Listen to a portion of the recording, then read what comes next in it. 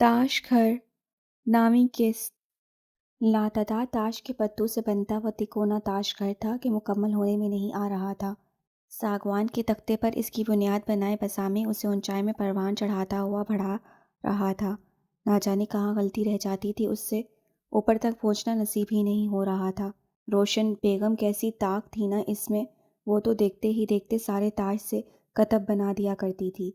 बस बस्तामी से ही ये मामूली काम सीखा ना जा रहा था। उससे 2-3 बार कोशिश की थी, लेकिन घर दूसरी तीसरी मंजिल पर धड़ाम से नीचे गिर जाता। चौथी बार में गुस्से से बस्तामी ने ताश के पत्तों पर ऐसे हाथ मारा था कि वो उड़ते हुए फर्श पर बिछे कालीन पर जा पड़े थे। सुल्तान! और अगले ही पल उसने आवाज़ लगाई थी। जी मालिक! सुल्तान फौरन से हाजिर हुआ था। मेरा हुक्का गर्म करके लाओ और कोयलों पर छालियाँ डाल देना, मेरा सर दर्द कर रहा है। जी मालिक! सुल्तान हुक्म सुनते ही चला गया था। बस्तामी बैठकर सोच विचार करने लगा था। सोचें गहरी थीं, हुक्के के धुएं से भी ज़्यादा गहरी, जिन्होंने बस्तामी का दिमाग चिलम की तरह गर्म किया हुआ था। ना जाने क्या हो गया था हवेली के माशी हालात को, जो कि ठीक होने में ही नहीं आ रहे थे, बल्कि बिगड़ते ही जा रहे थे। हर तरह की कोशिश कर ली थी, लेकिन कामयाबी नहीं हुई थी। सिर्फ कोशिशें ही रायगां हुई थीं, बल्कि मेहनत, वक्त, कुव्वत और सरमाया भी रायगां हो गया था। काम पर भरपूर तवज्जो दी गई थी, रंगों को बदला गया था, काम की नौइयत को बदला गया था, हर चीज़ में जिद्दत लाने की कोशिश की गई थी। लेकिन मंडी में उनके काम की साख जो गिर चुकी थी, वो बहाल होने में नहीं आ रही थी। इस बात ने बस्तामी और रहबानी दोनों को ही थका दिया था। 3 लाख की रकम जो सच्चे हीरे को बेचने के बदले में मिली थी, बस्तामी को लगा था कि उससे बहुत से काम हो जाएंगे जो सरमाए की वजह से अधूरे थे, लेकिन वो इसकी खामख्याली साबित हुई थी। इतना बहुत सा कर्ज चढ़ गया था कि 4 हीरों को बेचने से जो 3 लाख मिला था, वो कर्ज को अदा करने की ही सूरत में निकल गया था और बस्तामी एक बार फिर से खाली हाथ रह गया था। कोमल ने इन 3 लाख रुपयों को लेकर अलग शिकवा किया था। मुझे लगा था कि तुम मेरे लिए सोने की पाजेबें लाओगे। बनावटी रूठे हुए पलंग पर बैठी वो अपनी झूठी पाजेबों को पाँव से उतारते हुए बोली थी। बात करते हुए उसने आंखों को कुछ इस अदा से हरकत दी थी कि बस्तामी का तो जैसे उस पर दिल ही आ गया था। पहली मुलाकात से लेकर अब तक बस्तामी का इस पर बहुत बार दिल आया था। उसका पहला, दूसरा, तीसरा प्यार कोमल ही ठहरी थी। सबसे पहले तो ये बताओ कि तुम्हें किसने बताया कि मेरे पास 3 लाख रुपए की रकम है? वो चेलम छोड़कर कालीन से उठकर पलंग पर कोमल के पास जा बैठा था। 2 लोगों ने, एक तो रोशनबाई ने, दूसरा एमन ने। एमन ने कैसे? अब तो पूरा हवेलिया शहर जानता है कि तुम दोनों दोस्त अपनी हर चीज़ आपस में तकसीम कर लेते हो। तो तुमने 3 लाख रुपए में से जो 1.5 लाख रुपए रुबानी को दिए, उससे एमन को उनसे सोने की बालियां बुना दी। कोमल ने पलंग की पुष्ट से अपनी कमर टिकाते हुए कहा था। कोमल की बात पर बस्तामी को शर्मिंदगी हुई थी। एमन को सोने की बालियां मिल जाने के बाद कोमल का शिकवा करना बजा था, लेकिन रबानी ने यह क्या हरकत की?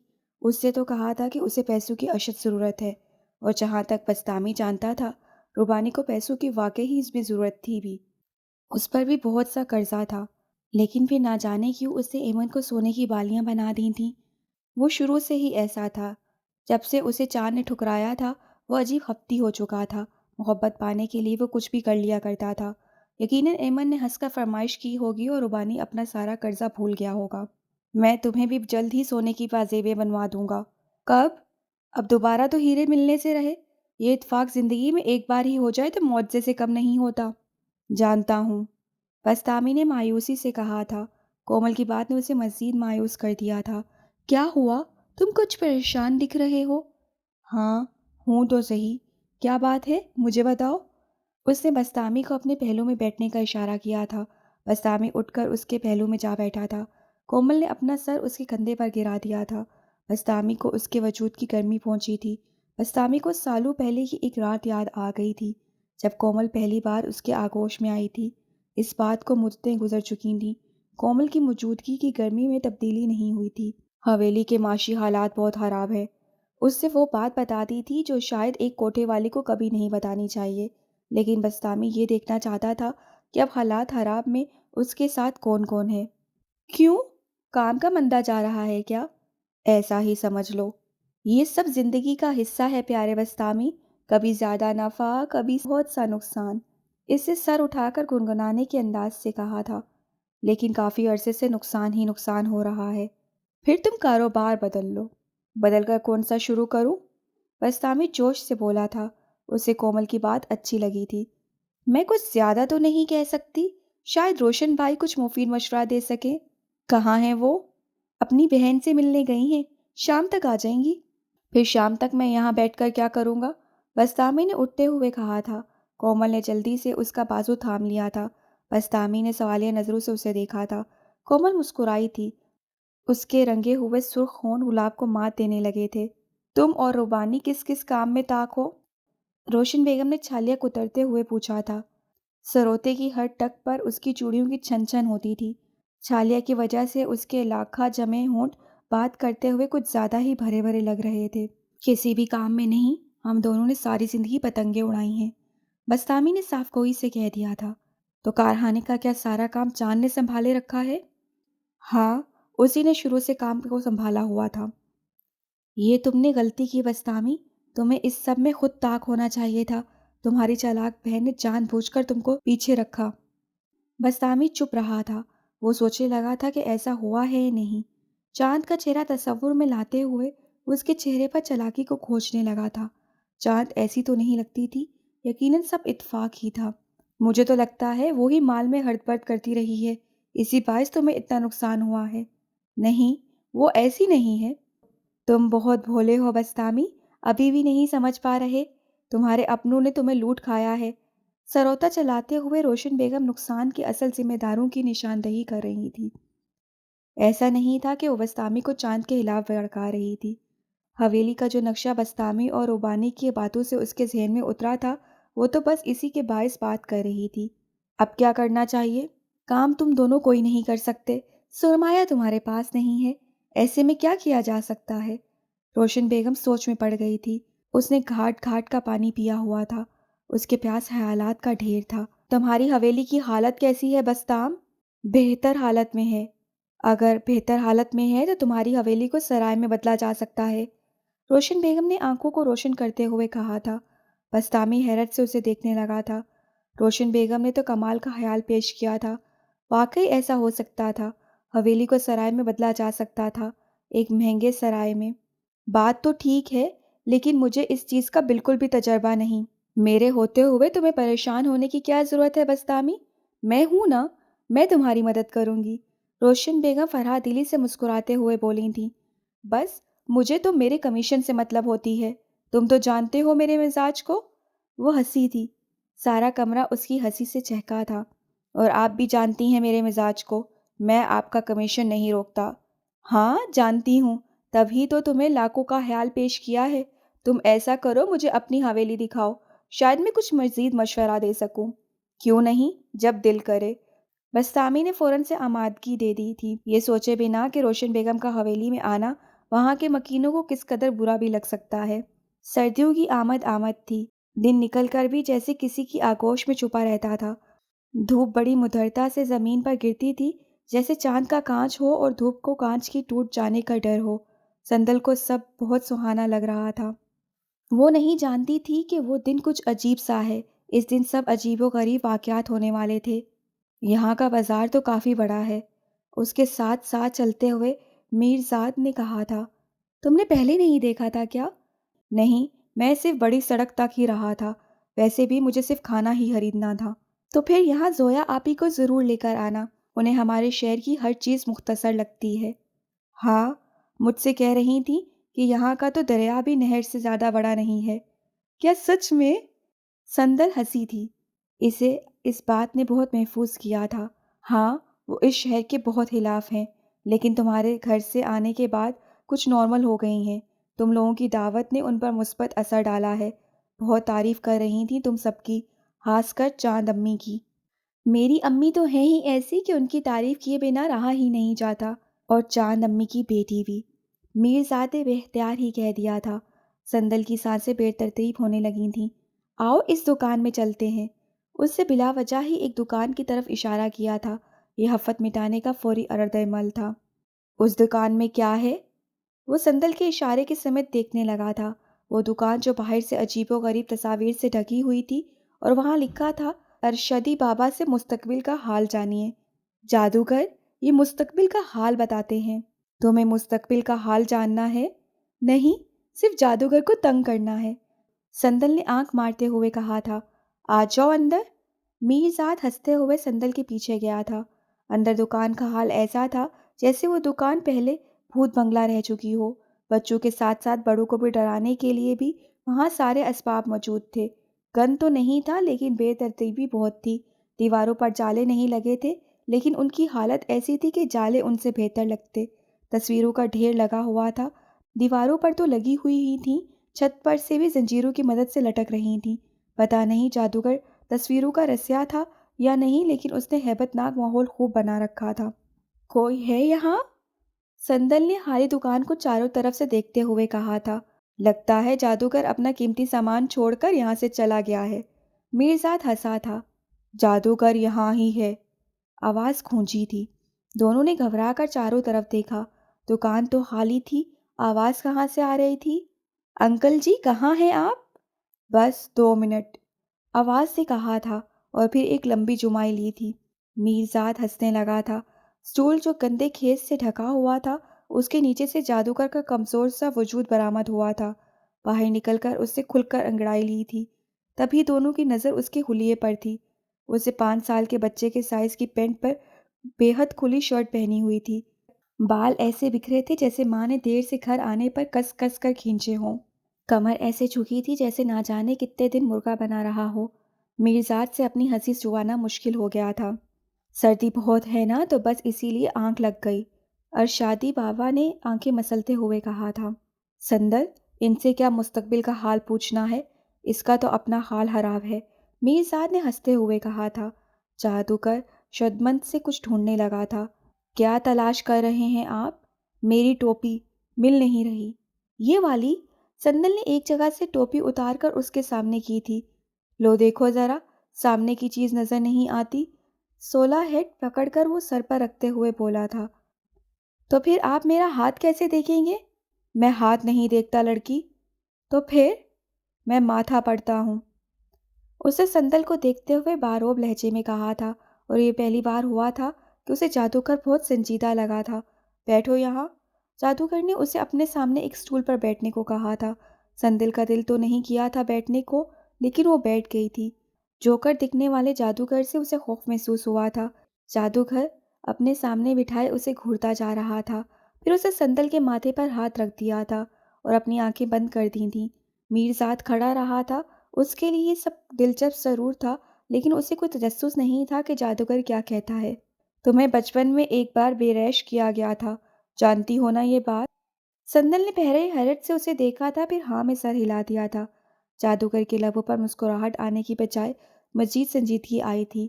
ہونا تو یہ چاہیے تھا کہ وہ اپنا اندازہ درست ہو جانے پر مسکراتا، لیکن اس کے چہرے پر افسوس پھیلا ہوا نظر آ رہا تھا۔ ایسا نہیں ہونا چاہیے تھا۔ کیوں؟ وہ ایسے بولی تھی جیسے کسی گہرے کنویں سے بول رہی ہو۔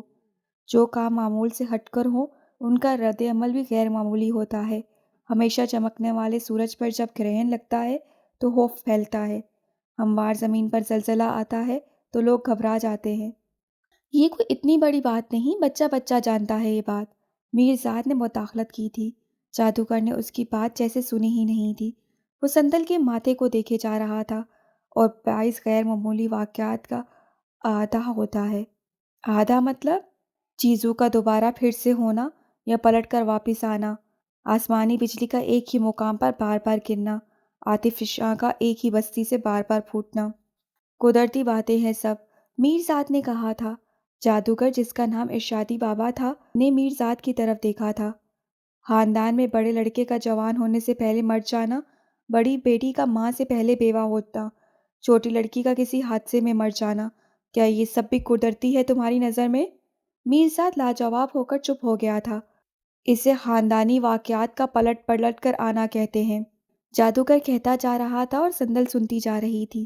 وہ چپ ہو چکی تھی، بالکل چپ۔ جادوگر کے پاس آنے کا غیر ضروری کام اس نے آخر کیا ہی کیوں؟ میرے ساتھ کون سا واقعہ دوبارہ ہوگا؟ سندل کے سوال پر ارشادی بابا سر چہرے کے ساتھ اسے دیکھنے لگا۔ کتنے پیسے ہوئے؟ میرزاد نے جلدی سے پوچھا تھا۔ پیسے اگلی بار آنے پر لوں گا۔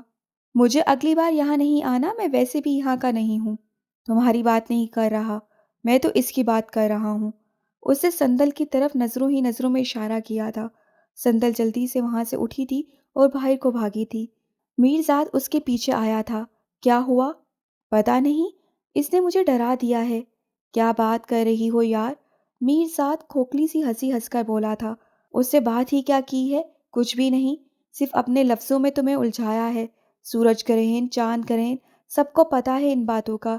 بے ریش ہونے والی بات بھی کچھ انوکھی نہیں، سب بچے ہی بچپن میں بے ریش ہوتے ہیں۔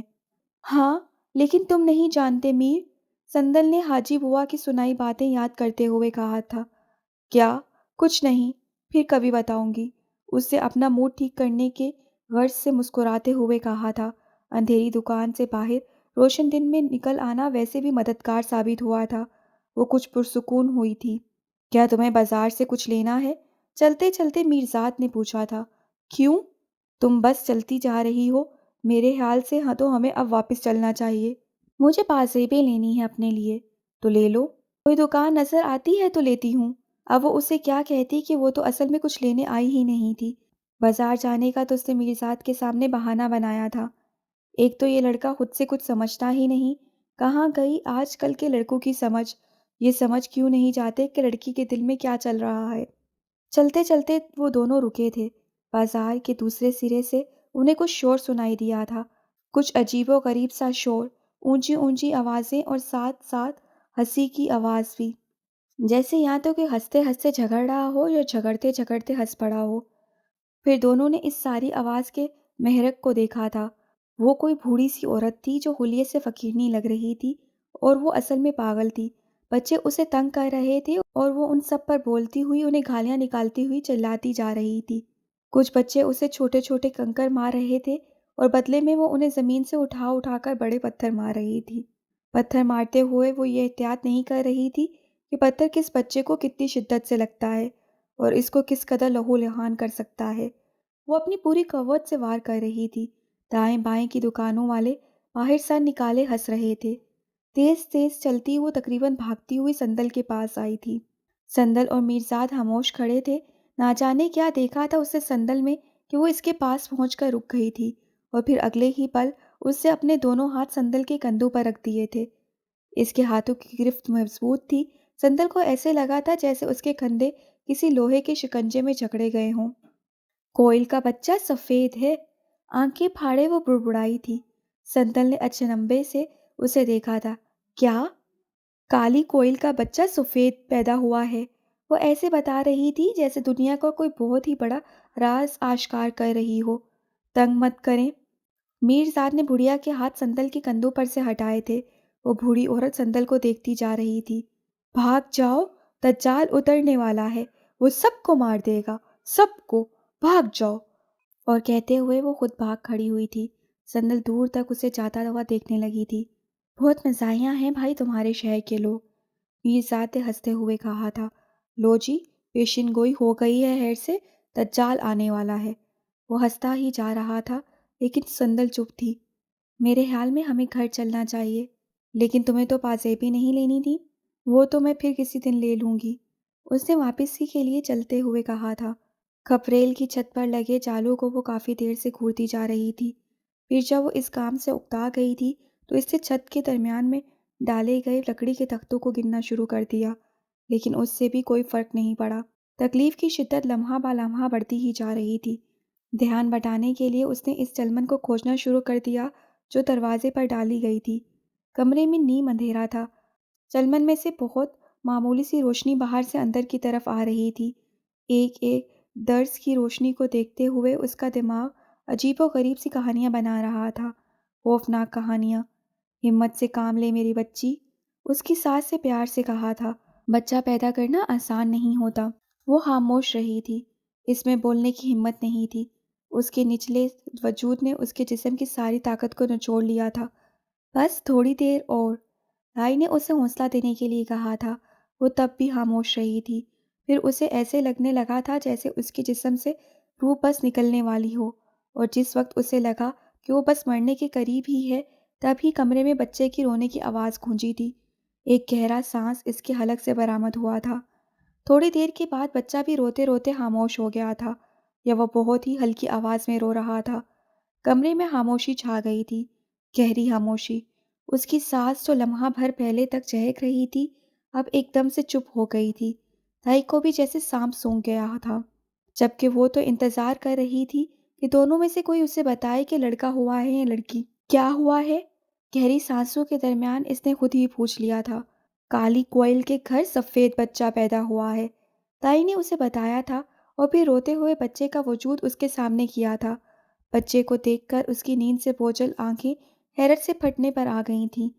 اس کا خود کا رنگ تو گہرا سیاہ تھا اور اس کے شوہر کا بھی، پھر بچہ اتنا سفید کیسے پیدا ہو گیا تھا؟ قیامت کی نشانی، مانو دجال آنے والا ہے، دائی تنزیہ بڑبڑائی تھی، اور اس کی سانس سے آگے بڑھ کر ایک زوردار تھپڑ اس کے منہ پر دے مارا تھا۔ حرام زادی، کہاں جا کر منہ کالا کیا ہے جو تیرے باطن سے ایسا سفید بچہ پیدا ہوا ہے؟ ساس غصے سے دھاڑی تھی، اور تب لڑکی نے شدت سے خواہش کی تھی کہ آسمان اور زمین میں سے کوئی ایک چیز پھٹ جائے اور وہ اس میں سما جائے۔ ملازموں کو حویلی کی اچھے سے صفائی کرنے کا کہا گیا تھا، اور یہ صفائی کوئی عام صفائی نہیں تھی، بلکہ ایسے لگ رہا تھا جیسے حویلی نئے سرے سے تعمیر ہونے جا رہی ہو۔ باورچی کو بہترین کھانے کی تیاری کرنے کا بھی کہہ دیا گیا تھا۔ تینوں پھوپھیاں اور ان کی 6 بیٹیوں کو بھی اس دن تیار رہنے کا کہا گیا تھا، جس دن روشن بیگم نے ان کے گھر تشریف لانی تھی۔ اپنے دن کے لمبے وظائف کے بعد چاند گھر سے باہر نکلی تھی، اسے ساری تیاریاں دیکھی تھیں اور کچھ حیران ہوئی تھی۔ یہ کس چیز کی تیاری ہو رہی ہے؟ اسے حاجی بوا سے پوچھا تھا۔ پتہ نہیں، بس تامی نے گھر کے ملازموں سے کہا ہے کہ جمعے تک اسے یہ حویلی شیشے کی طرح چمکتی ہوئی چاہیے۔ کیا گھر میں کوئی آ رہا ہے؟ شاید، لیکن میں کچھ زیادہ نہیں جانتی۔ چاند بڑے کمرے میں گئی تھی جہاں افشین موجود تھی، اور وہ کاغذ قلم لیے کچھ لکھنے میں مصروف تھی۔ چاند امی کو وہاں دیکھ کر افشین نے فوراً سے کاغذ اپنے پیچھے چھپا لیا تھا۔ چاند نے اسے ایسا کرتے ہوئے دیکھ تو لیا تھا، لیکن یہ ان کے نزدیک کوئی اہم بات نہیں تھی۔ کیا گھر میں کوئی آ رہا ہے افشین؟ جی، آپ کو نہیں معلوم کیا؟ نہیں، کون آ رہا ہے؟ بستامی بابا کے کچھ خاص مہمان آ رہے ہیں۔ افشین نے نہ چاہتے ہوئے بھی خاص کو خاص لہجے میں ادا کیا تھا۔ انہوں نے سب کو تیار شیار رہنے کا کہا ہے، کہہ رہے تھے مہمان کا اچھے سے استقبال کرنا ہے اور خوب خاطر مدارت بھی کرنی ہے۔ کتنے لوگ ہیں؟ شاید ایک ہی ہے، لیکن کچھ خاص ہے، تبھی تو اتنی تیاری کروائی جا رہی ہے۔ اچھا، خیر یہ سندل کہاں ہے؟ صبح سے نظر نہیں آ رہی۔ میں یہاں ہوں۔ دروازہ کھولتے ہوئے وہ اندر داخل ہوئی تھی۔ کہاں تھی تم؟ صبح سے غائب ہو۔ ہاں سندل، کہاں تھی تم؟ افشاں نے چہرے پہ مسکراہٹ سجائے اس سے پوچھا تھا۔ بازار میں تھی، پازیبیں لینی تھیں۔ اتنی دیر ہو گئی خریدتے خریدتے؟ افشاں بس ہنس دینے کو ہی تھی۔ سندل نے اسے گھورا تھا۔ نہیں چاند امی، میں کچھ دیر اکیلے میں باغ میں بیٹھ گئی تھی۔ ٹھیک ہے، تم جا کر تیار ہو جاؤ، استاد جی آنے والے ہوں گے۔ کون سے استاد؟ تمہیں ستار بجانا سکھائیں گے۔ لیکن میں نے آپ سے کہا تو تھا کہ مجھے ستار نہیں سیکھنا۔ میں تم پر زور نہیں ڈال رہی ہوں سندل، صرف مشورہ دے رہی ہوں۔ انسان کو زندگی میں کسی نہ کسی چیز میں ماہر ہونا چاہیے۔ تمہیں ستار کا شوق ہے تو بہتر ہے کہ تم یہی سیکھ لو۔ افشین نے دیکھا تھا کہ دونوں ماں بیٹی میں سنجیدہ گفتگو ہونے لگی ہے، تو اس نے وہاں سے چلے جانا ہی بہتر سمجھا۔ آپ کہتی ہیں تو سیکھ لیتی ہوں۔ اچھا ہوتا ہے کچھ نہ کچھ سیکھتے رہنا میری جان۔ میں چاہتی تھی کہ گھر کی باقی بچیاں بھی کچھ نہ کچھ سیکھ لیں، لیکن کسی پھپھو نے میری بات پر توجہ نہیں دی، جیسے تم توجہ نہیں دیتی ہماری باتوں پر۔ تہمینہ پھپھو نے کمرے میں داخل ہوتے ہی لقمہ دیا تھا۔ آپ کی کیا بات نہیں مانی میں نے تہمینہ پھپھو؟ چاند اداب سے بولی تھی۔ ویسے تو بہت سی باتیں ہیں، لیکن ایک بات تو بالکل نہیں مانتی ہو۔ کتنی بار کہا ہے کچھ تیار شیار رہا کرو، ڈھنگ کے کپڑے پہنا کرو، لیکن تم میری بات سنتی ہی نہیں ہو۔ جو زیورات التماش کے گھر سے آئے تھے کم از کم وہی پہن لیا کرو۔ انہیں بھی تم نے سنبھال کر رکھا ہوا ہے۔ وہ میں نے سندل کے لیے رکھ لیے ہیں۔ چاند نے محبت سے سندل کو دیکھتے ہوئے کہا تھا۔ سندل کی قسمت کے اسے مل جائیں گے، تم انہیں استعمال کرو، اور ویسے بھی سندل کی شادی کون سا ابھی ہو رہی ہے؟ ظاہر ہے پہلے افشین کی شادی ہوگی، سندل نے ہنس کر کہا تھا اور پھر وہاں سے چلی گئی تھی۔ آپ نے افشین کے لیے کوئی رشتہ دیکھا ہے کیا؟ ہاں، دیکھ رہی ہوں، کچھ رشتے مجھے پسند بھی آئے ہیں، बस ये बस्तामी के मेहमान होकर चले जाएं, फिर उनको घर बुलाती हूँ। बस्तामी के मेहमान कौन हैं? तुम नहीं जानती क्या? नहीं। चांद ने ना में गर्दन हिलाई थी। बस्तामी ने तो कुछ नहीं बताया, लेकिन मैंने रुबानी से पूछ लिया है। एमन और कोमल की वालदा रोशन बेगम आ रही हैं। क्या सच में? उन्हें शदीद हैरत हुई थी। हाँ। और वह यहाँ क्या करने आ रही हैं? ना चाहते हुए भी चांद के लहजे में नागवारी आई थी। जहाँ तक मेरा ख्याल है, बस्तानी और रुबानी दोनों ने अब शादी करने का फैसला कर लिया है, कोमल और एमन से। तहमीना फूफो ने बताया था और चांद ने हैरत से उनकी तरफ देखा था। इतना ताज्जुब मत करो चांद, वैसे भी तो वो दोनों जिंदगी भर उन्हीं के साथ रहे हैं। अब अगर ब्याह कर हवेली भी ले आएंगे तो अच्छा नहीं हो जाएगा? नस्ल बढ़ेगी, दोनों के बच्चे होंगे। लेकिन तुम सारे एतराज़ात को छोड़ो, बस अच्छे से तैयारी करो। तुम बहन हो बस्तामी की, तुम्हें ज़्यादा खातर मदारत करना होगी, बहुत अच्छे से मेहमान नवाजी करना होगी। हम तो बस्तामी की फूफियाँ हैं, हमारी बात में वो दम हम नहीं होगा। कोई भी मुंह उठाकर कह सकता है हवेली में हमारा कैसा हिस्सा। हम तो तीसरा फर्द हैं, इसलिए तुम्हें कह रही हूँ, तुम बात करना, समझ गई? जी। अब जाकर तैयारी करो। चांद गायब दमागी से अपने कमरे में आई थी। देखने में लगता है कि सत्तार उंगलियों से बजाया जा रहा है। हकीकत में ये मज़राब से बजाया जाता है, लेकिन सिर्फ बजाने वाला जानता है कि ये दोनों से नहीं, बल्कि मन से बजता है। मन शांत होगा तो उंगलियां शांत होंगी, उंगलियां शांत होंगी तो मज़राब शांत होगा, और तब ही सतार की धुनें शांत होंगी। याद रखना, सतार शांत का साज है और इसमें शोर व गल नहीं। उस्ताद साहब अपने धीमे लहजे में बोले थे, सतार बजाने से पहले बेहतर है कि तुम जान लो कि वो कौन सी चीज़ें हैं जो सतार को सतार बनाती हैं। वैसे तो दुनिया में बहुत कुछ बिखरा हुआ है, लेकिन बाहमी हासियत की चीज़ें जब आपस में मिलती हैं तो सतार जैसा खूबसूरत इम्तजाज पैदा होता है। और अगर हासियतों में तसादुम हो तो तसादुम वाला वजूद कभी कायम नहीं रहता। याद रखना, जिन दो चीज़ों में बाहम तसादुम होगा, उनमें से किसी एक का वजूद कायम रहेगा। आग और पानी मिल नहीं सकते। मिलाने की कोशिश करोगे तो कोई एक चीज़ बाकी बचेगी। या आग पानी को सुखा देगी, या पानी आग को बुझा देगा। जी, मैं समझ गई। अब जान लो कि वो कौन सी चीज़ें हैं जिससे सतार की हासियत तरतीब पाती है। सबसे पहले आता है कद्दू, मीठा और ठंडा फल, जो जिस कदर नरम होता है, सूख कर इतना ही सख्त हो जाता है। फिर आती है बरगद की लकड़ी, जो इतनी कोरी होती है कि हर रूप में ढल जाती को तैयार रहती है। और इसके बाद आती है कारीगर की मेहनत, जो दिन रात रेती का कागज़ चला चला कर सत्तार को हमवार करता है। समझ गई? जी। वो मुस्कुराई थी।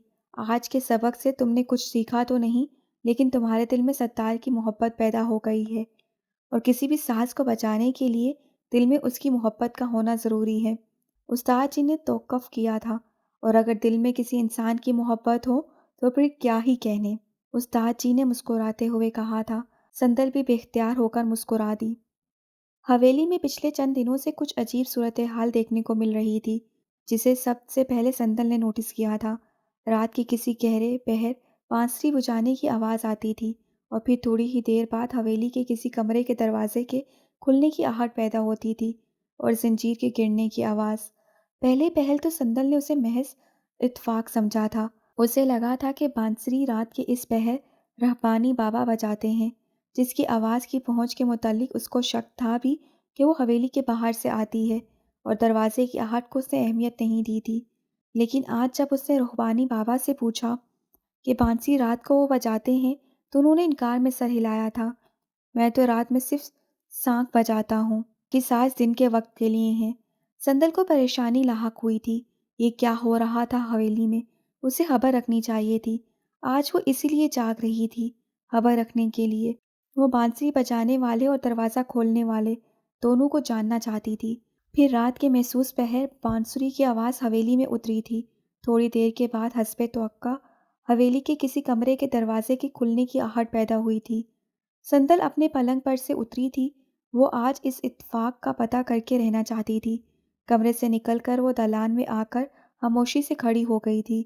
ज़हन में उसे एक हेवला नजर आया था, चादर में लिपटा हुआ, जो दाएं बाएं देखता हुआ चोरी करने के अंदाज में حویلی سے باہر جا رہا تھا۔ سندل کو حیرت ہوئی تھی، جانے والی عورت تھی لیکن کون؟ اور اس سے بھی بڑی بات کہ کیوں؟ حویلی میں ایک جگہ ایک کھڑکی ایسی بھی تھی جہاں سے باہر کا منظر نظر آتا تھا۔ سندل وہاں جا کر کھڑی ہو گئی تھی۔ چادر میں لپٹا سایہ بے حد خاموشی سے حویلی سے باہر نکل گیا تھا۔ حویلی سے ذرا دور درخت کے نیچے ایک لڑکا تنے سے ٹیک لگائے کھڑا تھا۔ سایہ اس کے پاس پہنچا تھا اور دونوں ایسے باتیں کرنے لگے تھے جیسے برسوں سے بچھڑے ہوئے ہوں۔ رات گہری ہو رہی تھی، چاند روشن تھا لیکن بادلوں کی اوڑھ میں تھا، اپنی شکل دکھا رہا تھا لیکن لمحاتی طور پر۔ بہت دیر بعد حویلی کا دروازہ پھر سے کھولا گیا تھا۔ بے حد خاموشی سے وہ اندر کمرے میں جانے لگی تھی جب سندل اس کے سامنے جا کھڑی ہوئی تھی، ہاتھ میں پکڑی لالٹین اسے اس کے چہرے کے سامنے کی تھی اور پھر اگلے ہی پل بلند آواز میں بولی تھی، افشین تم؟ سندل کے لہجے میں حیرت تھی۔ افشین نے شرمندگی کے مارے منہ دوسری طرف پھیر لیا تھا۔ کون تھا وہ؟ کس سے ملنے گئی تھی تم باہر؟ شش، آہستہ بولو، کوئی سن لے گا۔ اس کے منہ پر ہاتھ رکھتے ہوئے گہری خشکی کی تھی۔ پاگل لڑکی، اور تمہیں جو کوئی باہر جاتا دیکھ لیتا تو؟ سب سو رہے ہیں، کوئی میری طرح جاگ جائے تو؟ کوئی تمہاری طرح چمگادڑ نہیں ہے اس حویلی میں جو رات رات بھر جاگے، افشین کہہ کر اندر جانے لگی تھی۔ اپنے راز کے آشکار ہو جانے کے بعد وہ کچھ بھوکلا گئی تھی۔ ابھی سندل سے کوئی بات نہیں کرنا چاہتی تھی لیکن سندل سب جاننے بغیر اسے کہاں جانے دینے والی تھی۔ کہاں جا رہی ہو؟ ادھر رکو۔ اس نے اس کا ہاتھ پکڑ کر روکا تھا۔ میرے سوالوں کے جواب دو، ایسے نہیں جانے دوں گی میں تمہیں۔ پہلی بات تو یہ کہ مجھ سے ذرا تمیز سے بات کرو تم، میں تم سے بڑی ہوں، بلکہ گھر میں سب کزنوں سے بڑی ہوں۔ افشین نے سنجیدگی اپنانے کی کوشش کی تھی۔ سندل نے بامشکل ہنسی کو روکا۔ جی تو بڑی آپی، بلکہ بہت بڑی آپی۔ باہر آپ کس سے مل کر آ رہی ہیں؟ کون صاحب تھے وہ؟ اس نے مناوٹی ادب سے کہا تھا۔ تمہارے ہونے والے بہنوئی، افشین کہتے ہوئے خود بھی ہنس پڑی تھی۔ سندل کو تو ہنسی کا دورہ ہی پڑ گیا تھا، افشین کی بات پر اور اس کے انداز پر۔ عادل نام ہے اس کا۔ اس کا نام لیتے ہی افشین کے چہرے پر مسکراہٹ آئی تھی۔ کب سے دھول جھونک رہی ہو گھر والوں کی نظروں میں؟ 1 سال ہو گیا۔ بے غیرتی کی حد نہیں ہو گئی ویسے؟ 1 سال ہو گیا اور مجھے کچھ بتایا نہیں؟ تم نے جیسے میرزاد کے بارے میں کچھ نہیں بتایا۔ میرزاد کی بات اور ہے، اس نے ابھی تک ایسی بات نہیں کی، لیکن عادل کر چکا ہے کہ وہ میرے بنا جی نہیں سکتا۔ افشین شرمائی تھی۔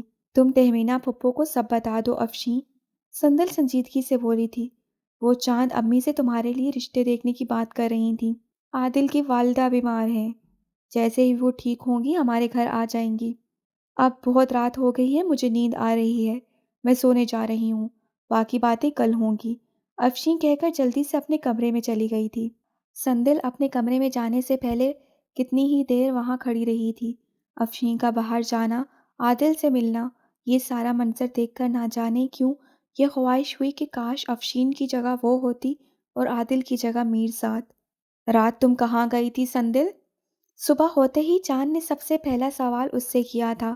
لمحہ بھر کے لیے سندل گڑبڑا گئی تھی۔ وہ کہیں بھی نہیں، غسل گئی تھی؟ تم وہاں نہیں تھی، میں نے دیکھ لیا تھا۔ نیچے گئی تھی، کچھ شور سنائی دیا تھا، مجھے لگا چور نہ آ جائے۔ اچھی بات ہے کہ تمہیں حویلی کی فکر ہے۔ چاند رکی تھی، انہوں نے سندل کے چہرے کو دونوں ہاتھوں میں تھام لیا تھا۔ اس حویلی کی عزت کی فکر کرنا بھی تمہاری ذمہ داری ہے، انہوں نے پیار سے کہا تھا۔ سندل شرمندہ ہو گئی تھی، وہ چاند کی بات کا بخوبی مطلب سمجھی تھی۔ افشین کے چکر میں اس پر شک کر لیا گیا تھا۔ تمہاری ستار کی کلاس کیسی رہی؟ بہت اچھی، استاد جی سے بہت کچھ سیکھنے کو ملا۔ اچھے سے سیکھنا، تم کسی چیز میں مہارت حاصل کر لو گی تو مجھے بہت اچھا لگے گا۔ ستار تو ویسے بھی بہت نفیس مزاج ساز ہے، اسے بجانا ہر کسی کے بس کی بات نہیں۔ کل استاد جی بھی یہی بات کر رہے تھے، لیکن بس مجھے ایک بات کا ڈر ہے سندل۔ چاند کے چہرے پر پریشانی کے سائے لہرائے تھے۔ کیا؟ ساز اپنا خراج ضرور لیتے ہیں۔ وہ کیسے؟ وہ بجانے والے کو اس نقطے پر پہنچا ہی دیتے ہیں جہاں سے ان کے سروں کی سچی سرگم نکلتی ہے۔ چاند نے کہا تھا۔ وہ ناسمجھی سے انہیں دیکھنے لگی تھی۔ بانسری اپنے بجانے والے کو محبت کی اتھاہ گہرائی میں لے جاتی ہے تاکہ وہ اس کے ہونٹوں سے اپنے سچے سر باہر نکال سکے۔ طبلہ بجانے والے کو دیوانگی تک لے جاتا ہے۔ مرلی کسی کی تلاش کو سینے پر مرتسم کر دیتی ہے، اور ستار کیا؟ ستار کا ہراج اداسی ہے، چاند بیگم نے کہا تھا۔ یہ کسی غم کو، کسی جدائی کو، کسی روگ کو بالآخر جنم دے ہی دیتا ہے، لیکن میں دعا کروں گی کہ ستار یہ ہراج تم سے کبھی نہ لے۔ انہوں نے مسکراہٹ کے ساتھ کہا تھا، تم جب بھی ستار بچاؤ، مسکراتے ہوئے بچاؤ۔ ایسا ہی ہوگا، سندل نے بھی مسکراتے ہوئے کہا تھا۔ اب جلدی سے تیار ہو جاؤ، بستامی کی مہمان آنے والی ہوں گی، ہمیں ان کا اچھے سے خیر مقدم کرنا ہے، اچھے سے تیار ہو جاؤ تم۔ جی اچھا۔ روشن بیگم نے سردی کے باوجود شیفون کی باریک ساڑی پہنی ہوئی تھی، جس کا رنگ تو نفیس تھا، لیکن اس پر کام کی چمک نے اسے کافی شوخ بنا دیا تھا۔ سردی سے بچنے کے لیے اس نے اپنے کندھوں پر کشمیری شال ڈال رکھی تھی۔ اس سے بیک وقت دو کام ہو رہے تھے، ایک تو سردی سے بچا جا رہا تھا، دوسرا ساڑی کے مختصر بلاؤز سے جھانکتے اس کی جسم کی سرپوشی ہو رہی تھی۔ دونوں ہاتھوں پر مہندی لگائے، کلائیوں میں بھر بھر کر سونے کی چوڑیاں ڈالے ہوئے اور بالوں میں موتی کے گجرے ٹکائے، روشن بیگم پورے کمرے کو روشن کیے بیٹھی تھی۔ بال بہت سلیقے سے اٹھا کر سر پر کچھ گنبد سا بنا گیا تھا۔ میک اپ اتنی نفاست سے کیا گیا تھا کہ عمر کو ظاہر کرتی جھریاں تو چھپ ہی گئی تھیں۔ کچھ روشن بیگم اس قدر دل سے مسکرانے کی عادی تھی کہ اس پر ڈھلتی عمر کا احساس نہیں ہوتا تھا۔ لڑکیوں کا دل چاہ رہا تھا کہ روشن بیگم سے میک اپ کی ٹپس لے لیں۔ کیا باروب خاتون تھی، ساڑی پہننا تو جیسے پورے ہندوستان میں اسے ہی آتا تھا۔ وہ سارے کمرے کو خاموشی سے دیکھ رہی تھی، کمرے کی سجاوٹ، اس کی بناوٹ کو۔ میزبان بنے ساری حویلی کے مکینوں میں سے کسی کو کچھ سمجھ نہیں آ رہا تھا کہ وہ اس سے کیا بات کرے، خاص کر چاند امی کو۔ وہ نہیں سمجھ پا رہی تھی کہ وہ روشن بیگم سے کس طرح بات کرے، نہ تو وہ شوہر والی تھی اور نہ ہی بچوں والی۔ اس سے پھر کس طرح کی بات کی جا سکتی تھی؟ اسے تو بستامی کا روشن بیگم کو گھر پر بلانا ہی سخت برا لگا تھا، لیکن پھر بستامی کا گھر بس جانے کے خیال سے وہ چپ ہو گئی تھی، اور اس نے وہ کڑوا خون بھر لیا تھا۔ سندل روشن بیگم کے لیے سرخ شربت لے کر آئی تھی۔ اس نے گلاس روشن بیگم کے سامنے کیا تھا۔ روشن بیگم نے اسے دیکھا تھا۔ چاند کی بیٹی ہو نا؟ جی، میں چاند امی کی بیٹی ہوں۔ تمہاری شکل اپنی ماں پر گئی ہے، میں دیکھتے ہی پہچان گئی تھی، روشن بیگم نے سرخ شربت کا خون بھرتے ہوئے کہا تھا۔ ایسے کرتے ہوئے اس کے ہاتھ کے سارے زیور جھنجھنائے تھے۔ سندل آگے سے مسکراتی تھی۔ روشن بیگم یکٹک اسے دیکھتی جا رہی تھی۔ اس نے سادہ کھدر کا سیاہ رنگ کا لباس پہنا ہوا تھا، جس کے بازو اور گلے پر چاند نے سفید کروشے کی بیل بنائی تھی۔ گھر کی ساری لڑکیاں ہی ماشاءاللہ سے بہت پیاری ہیں۔ مجھے بہت اشتیاق تھا تم سب سے ملنے کا۔ ہمیں بھی اشتیاق تھا آپ کے ساتھ ساتھ ایمن اور کومل مامی سے ملنے کا، لڑکیاں کہہ کر ہنسی تھیں۔ تہمینہ نے سب کو گھورا تھا۔ روشن بیگم بات سمجھتے ہوئے مسکرائی تھی۔ وہ تو چلتے مرد کی جیب میں پڑے نوٹ گن لینے کی عادی تھی، لڑکیوں کی باریک آوازیں بھلا کیسے نہ سنتی۔ ٹھیک ہے، اگلی بار آئی تو انہیں ساتھ لیتی آؤں گی۔ ہم انہیں لینے جائیں گے بینڈ باجے کے ساتھ۔ لڑکیاں پھر سے ہنسی تھیں۔ تہمینہ پھپھو نے پھر سے انہیں گھورا تھا۔ مجھے آپ کی حویلی دیکھنی ہے۔ جی جی کیوں نہیں، سندل بیگم تم بستامی کو بلا کر لاؤ، وہ اپنی مہمان کی رہنمائی کرتے ہوئے حویلی دکھائے۔ نہیں، بستامی کو بلانے کی ضرورت نہیں ہے، روشن بیگم نے سندل کو روکا تھا۔ مجھے آپ سب کے ساتھ حویلی کو دیکھنا ہے، خاص کر گھر کی لڑکیوں کے ساتھ۔ روشن بیگم جیسی بھی تھی، وہ جہاں سے بھی آئی تھی، لڑکیوں نے ایک بات نوٹ کی کہ اس کی شخصیت کا سحر بہت تھا۔ اس کے لہجے میں ایسا پیار ٹپکتا تھا کہ کوئی بھی اسے اس کی بات پر انکار نہیں کر سکتا تھا۔ چلیں، ہم آپ کو حویلی دکھاتے ہیں۔ سندل سمیت ساتوں لڑکیاں اٹھ کھڑی ہوئی تھیں اور روشن بیگم کو لے کر کمرے سے باہر نکل گئی تھیں۔ ایک تو ہماری لڑکیوں کی زبان بہت چلتی ہے، سب کے جانے کے بعد زہرا پھپھو نے تبصرہ کیا تھا۔ بات اصل میں یہ ہے کہ ہم چھوٹے کو بہت ہی چھوٹا سمجھ لیتے ہیں۔ لڑکیاں اتنی نہ سمجھ نہیں جتنا ہم نے انہیں سمجھ لیا ہے، وہ بھی سب جانتی ہیں۔ بستان، روحبان، کومل اور ایمن کا قصہ، چاند نے کہا تھا۔ بہتر ہے اب یہ شادیاں ہو جائیں، بدنامی کے تعلق سے تو شادی بہرحال بہت بہتر ہے۔ تم موقع دیکھ کر روشن بیگم سے بات کر لینا چاند، تہمینہ پھپھو نے لجایا امیز لہجے میں کہا تھا۔ ان دونوں کا گھر بس جائے تو بہت اچھا ہوگا۔ اب بات کرنے کو کیا رہ گیا ہے پھپھو، سب ہو تو رہا ہے۔ روشن بیگم اسی لیے تو حویلی دیکھنے آئی ہیں کہ ان کی لڑکیاں یہاں خوش رہیں گی یا نہیں۔ اپنی تسلی کرنے آئی ہیں وہ، اب خود ہی بات کر لیں گی وہ مجھ سے یا بسطام سے۔ چاند نے بے دلی سے کہا تھا۔ ان میں سے کوئی بھی نہیں جانتا تھا کہ روشن بیگم حویلی میں کس نیت سے آئی ہے۔ کیسی لگی میری حویلی؟ بسطامی نے کمرے میں داخل ہوتے پوچھا تھا۔ روشن بیگم ٹہلتے ٹہلتے رکی تھی۔ شاندار۔ تو پھر بتائیے، کیا اسے سرائے میں بدلا جا سکتا ہے؟ میں کچھ اور سوچ رہی ہوں بسطامی۔ ساڑی کا پلو ہاتھ میں پکڑے اسے لہراتے ہوئے انہوں نے کہا تھا۔ کیا؟ مجھے یقین نہیں ہو رہا کہ تمہارے ساتھ یہ معجزہ دوسری بار ہو رہا ہے۔ کسی کو زندگی میں ہیرے بس ایک بار ہی ملتے ہیں۔ تمہیں دوسری بار بھی مل چکے ہیں۔ دوسری بار کب؟ جنہیں تم میرے گھر لائے تھے بیچنے کے لیے۔ تو پھر پہلی بار کب؟ روشن بیگم مسکرائی تھی۔ یہی وہ بات تھی جسے بتانے کے لیے وہ بے چین تھی۔ آنکھیں کھولو بسطامی، تمہارے گھر میں 6 ہیرے پہلے سے موجود ہیں اور ایک کوہ نور۔ وہ تمہیں مالا مال کر سکتے ہیں، راتوں رات امیر کر سکتے ہیں، تمہاری ساری پریشانیاں ختم کر سکتے ہیں۔ میں سمجھا نہیں، کن ہیروں کی بات کر رہی ہیں آپ؟ کون سا کوہ نور؟ تمہاری تینوں پھوپھیوں کی 6 لڑکیاں، 6 ہیرے، اور کوہ نور تمہاری بہن چاند کی بیٹی سندل۔ روشن بیگم نے آنکھیں گھماتے ہوئے کائنات کا بڑا راز آشکار کیا تھا۔ باقی آئندہ ماہ انشاءاللہ۔